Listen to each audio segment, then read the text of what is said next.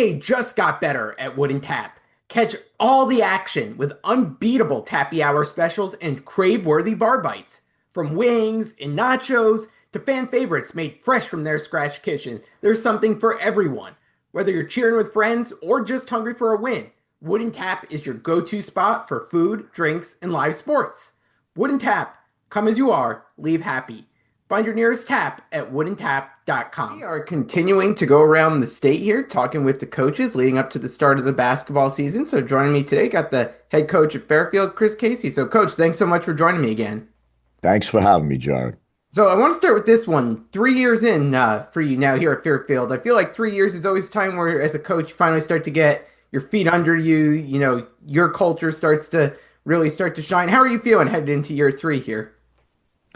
I feel pretty good about our group. This group that we have is really the first result of a full recruiting cycle. Hmm. Our first year being interim, and we were named, at the very end of the year. Yeah. We didn't have the opportunity to really get out on the road and recruit and try to get some early signings and that type of thing.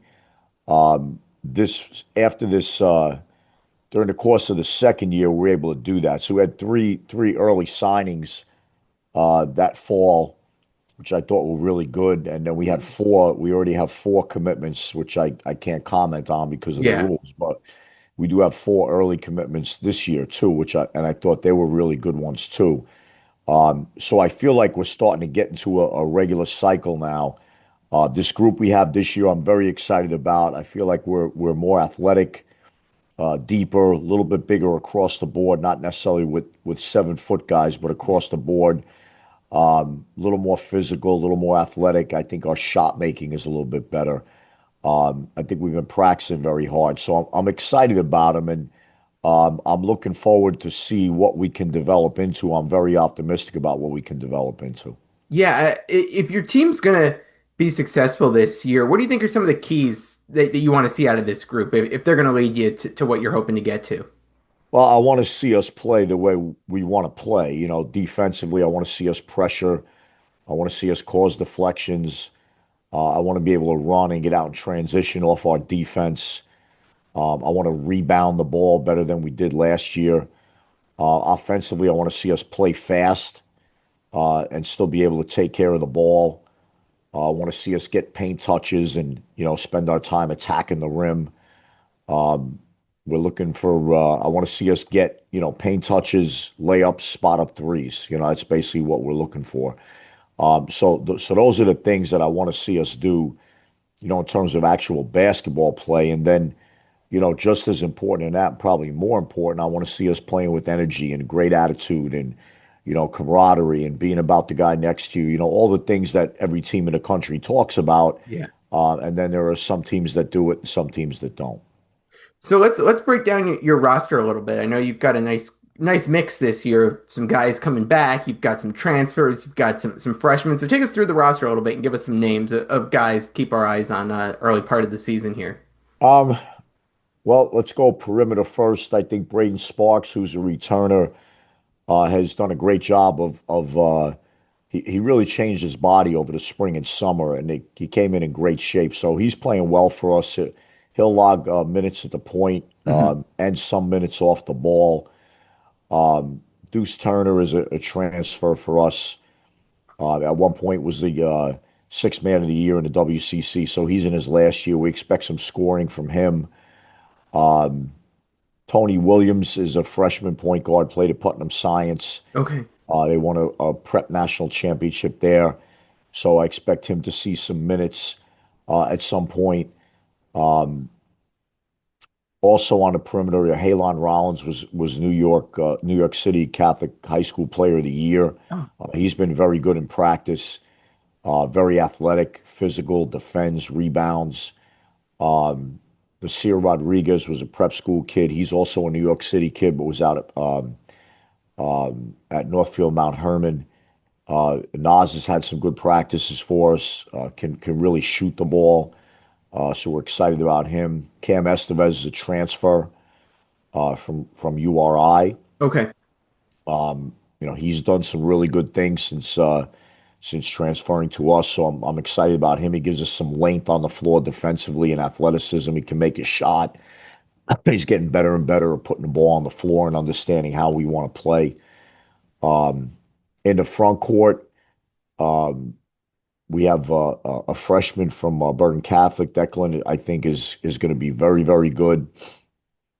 Ryan Zan's a transfer from LaSalle, also playing the front court for us. Um, Isaac Mancotti is a returner, 6'10 kid. He's a sophomore this year. This is our first year. We had a full summer with him, Okay. and he's made some great strides. So we're expecting some good things from him. And Brandon Benjamin's a freshman for us. Was at Northfield Mount Herman last year. I'm sorry, not Northfield, at St. Thomas More. Okay. And he led the NEPSAC in rebounding. He averaged a double-double for Jerry Quinn over there. So we expect him to log a lot of minutes for us in the front court too. Yeah. I mean, it seems like you've got a pretty deep roster this year. You see yourself going pretty deep down the bench this year? I think we're deep. I want to get to a rotation where we're using 9 guys, maybe 10. Hmm. That's still yet to be determined. We had a scrimmage last weekend and played pretty much everybody. But we'll see how that plays out. I'm curious because this is a new thing over the past year or so now is getting to play some of these exhibition games. I know the scrimmages used to be behind closed doors. I think you guys have one coming up against is it VCU you've got a exhibition against? What do you get out of playing these exhibition games that maybe you didn't get in those closed door scrimmages? I think there's two reasons to play the exhibition games, and really when you look at it, most of the closed door scrimmages are played like games anyway. Hmm. You know, um, I think there's two reasons to do exhibitions. One, if you have a veteran team, they want to get to the games. Yeah. And you can't blame them because they've been through it. So I think it's good to play them in those cases. And if you have a team with a lot of new guys and particularly young guys, which is our case, I think it's good to put the uniforms on and play in a game situation. So we're looking forward to the VCU scrimmage. They're a terrific program. Phil Martelli does a great job of coaching those guys. It's going to be a terrific atmosphere. VCU Definitely. really draws. So I think it'll be a good start to the season for us to have this exhibition game, and we'll learn a lot from it. When you were going down the roster, you were talking about some guys who, either changed their body over the summer, some guys you got to have a full summer with. How impactful is it to get that kind of first full summer and off season with these guys under your belt? For us, it was great because, again, with so many new guys and a lot of young guys, it was important for us to utilize the summer. Hmm. So you have like a little bit of a head start going into the fall. So I thought it has a big impact on us. Guys get a chance to see what college practices are like. The young guys, the veterans get a chance, even though they're veterans, they're still walking into a new system. So, Right. they have to learn what you're trying to do offensively and defensively. So we utilized all 8 weeks and we conducted them like practices. So I thought it was very beneficial to us. Yeah. How tricky is it in this new era of college basketball? You mentioned you might have these veteran guys who have played a lot of college basketball, but now again they're walking into a brand new system, trying to get up to speed on all of that. So you've got those guys getting up to speed. You've got freshmen coming in trying to get up to speed. How tricky is that getting the group to kind of coalesce and gel heading into the season? Yeah, I think two things about it, Jared. First of all, as a coach, I think it keeps you sharp, because you're not going into seasons. I don't go into the summer with 8 guys coming back, 9 guys coming back. Everybody knows the system. Hmm. You go into it and you got to be sharp because you got to teach every day. So I think that helps you as a coach. As a player, veteran guys learning a new system. When we go through the recruiting process, if we do, the guys we do take out of the portal or are fortunate enough to get out of the portal, they're guys that we feel like can play the way we want to play and also have the makeup to want to be coached and Hmm. learn a system. I think that's important too. So those were really the two things we look for. And I don't know if it's tricky as so much as, day to day, guys have to learn, guys have to accept coaching and improve. And then you have to do a good job of teaching and getting you guys to play the way you want to play. Yeah, this new group's going to get tested pretty early here. You've got a game against Penn State. You got Seton Hall pretty early in the season. They get put in that 3 game, 3 day situation with an MTE that you guys are hosting. So, what are your hopes that you're looking to see out of your team early on in this non-conference schedule?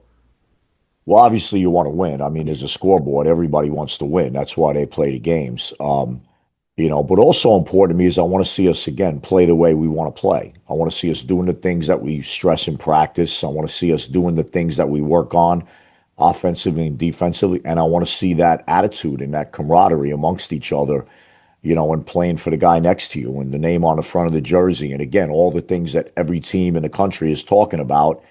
And then the ones that end up having successful seasons will do it. So again, you want to win. That's obvious. Everybody wants to win, but those other things, uh, those are details that help you win. Yeah. So there's a lot of groups and people that say, "Hey, we want to win," but then are you doing the things necessary to win? And are you doing them on a daily basis? So that's really what I'm looking for, and that helps you stack up good days. And I think that that's how you win. Yeah. The MAC is always one of my favorite leagues to watch, but this year in particular seems like a particularly stacked league. What are your thoughts just kind of early on heading into the season about the state of the league? Yeah, the league is this will be my let's see, this will be my 20 or 21st year coaching in this league in some way, shape, or Yeah. form. It's a great league. It always has been a very competitive league. It's one of the few leagues in the country where, the teams that are around the bottom of the league, so to speak, standing wise, can beat the top teams on any given night. Hmm. There's no gimmies. And when you get to the tournament, if you look at the history of our tournament, uh, the number one seed doesn't win, Right. you know. And it can year to year be the fifth seed, the sixth seed. You can have a bottom seed make it to the finals, which happened a few years ago. Yep. So the league is always wide open, and that's what makes it fun. I don't really, two things I would say about what to expect in the league. First, I don't know because just about everybody has new guys. So Yeah. there are a few teams that retain some guys, which will always help them. I think that's a key in our level is to be able to retain a few guys in a core. Hmm. So that's something that we have to work on. But I also think it doesn't really give me. I don't really have a perspective on how good the teams are. And then the other thing about the league is there's terrific coaching in the league. So you're playing against different styles on most nights, Hmm. which makes the league fun too. You may be pressed one night, you may be zoned the next night. So the league is always a fantastic league. I've always enjoyed coaching in it. Yeah, no, as a fan, always one of my favorites to watch. So I'm excited to see what it's got in store for us this year. I've got a few fun ones here as we get ready to wrap up here. I've been asking all the coaches this. What was the favorite non-basketball related thing you got to do this off season? Oof. Um, I would say, probably uh spend a little time with my family. That's something you Definitely. never get enough time to do. Yeah, We got away a little bit. It's with the summer workouts and the summer recruiting and everything, it almost becomes a 24/7, 365 type job. definitely. Yeah. So it's a little difficult to find those windows where you can do some things, but we did, and it was good that we did. So I would say that was probably my favorite thing. Yeah, always good to get some time with the family when you can get that in. I've been asking everyone else too. Any coaching superstitions that you do go through pregame? No, All right. I'm All not. right. I'm not. I think we've got two no's and I think three yeses so far. So Yeah, no, I'm not. I go through the same routine every okay, game. My routine is the same, but it's not superstitious. oh, If I'm not because I'm superstitious. I'm very regimented, put it okay, that way. all right. So, I I like go that. through that same pregame routine. Yeah. All right, we'll take it. I've been very curious to get opinion of the coaches at the mid-major level here around the hot topic right now of NCAA tournament expansion. I know in some ways, some people have said that could benefit schools at the mid-major level. Some say, hey, that's a load of garbage there. What's kind of your feeling on the thoughts of NCAA tournament expansion? Yeah, I think the tournament is great. I don't think expansion is going to benefit all level. I think it's going to benefit the higher levels. Mhm. So they're going to put 9, 10 teams in their tournament, in the tournament instead of 7 or 8. That's what the expansion will do. And I think that that would be, that's the more so the impetus behind the expansion. It may benefit all level in some cases, you know, Yeah. but I think for the most part that's what you'll see should there be an expansion. Those higher level leagues will just get more teams. Yeah, I think that seems to be the consensus from everyone we've been talking to this off season here. Well, Coach, I really appreciate you taking some time here close to the season. Best of luck to you and your team, and we'll do a check-in at some point throughout the season. So best of luck and have a good season. Sounds good, Jared. Thank you, and thank you for having me. Anytime.